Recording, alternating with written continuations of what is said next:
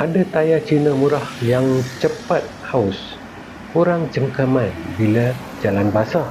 Tapi jenama premium dari China seperti Linglong, Goodride dan Westlake dah diuji dan menunjukkan prestasi yang baik untuk cuaca tropika seperti di Malaysia. Kalau anda jaga tekanan angin, elemen dan tukar ikut masa, tayar Cina yang baik boleh tahan sehingga 2 hingga 4 tahun tanpa sebarang masalah. Sentiasa periksa tarikh pengeluaran, beli dari pengedar sah dan pastikan tayar ada pensijilan keselamatan antarabangsa.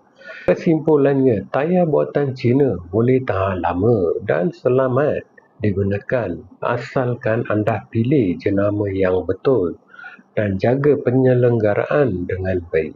Saya dah sediakan